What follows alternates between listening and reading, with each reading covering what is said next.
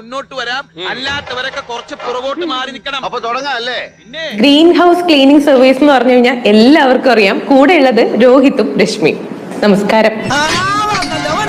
Hi. Okay.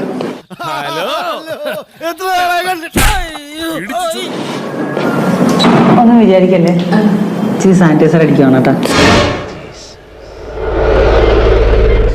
ഭ്രാന്താണെന്ന് ഞാൻ ചോദിക്കാനല്ല, പക്ഷെ ഇത്ര കൂടിയാലും ഭ്രാന്താ.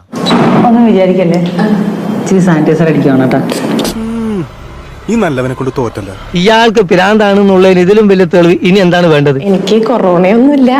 അല്ല, ഇത് അതല്ല, ആക്ച്വലി ഇത് നമ്മുടെ ഒരു രീതിയാണ്. ഇയാൾക്ക് തലയ്ക്ക് എന്താ തകരാറാണ് മേഡം? ഒരു ഷേക്ക് ഹാൻഡ് ഒക്കെ തന്നിട്ട് പെട്ടെന്ന് അങ്ങനെ കാണുമ്പോഴത്തേനും നമുക്ക് എന്തോ ഒരു ഫീൽ അടിക്കും. നീ വിഷമിക്കാതിരിക്കെ, അലവലാദികൾ എല്ലാ സ്ഥലത്തും കടന്നു വരും. അത് കാര്യമാക്കാനില്ല. അതൊന്നും എനിക്കറിയാൻ മേല.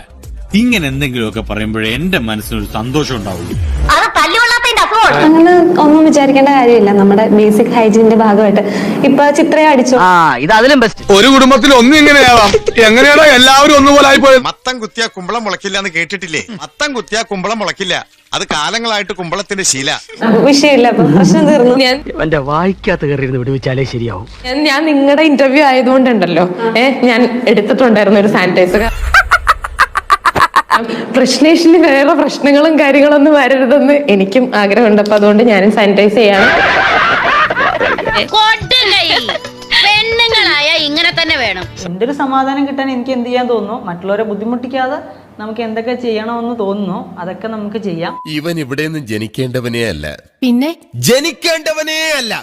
ഇവൻ എന്റെ സ്ഥിര ഇരയാവും. ശരി, ചത്താ ഞാൻ നാളെ വരാം. അല്ല, ചത്തില്ലെങ്കിൽ ഞാൻ നാളെ വരാം.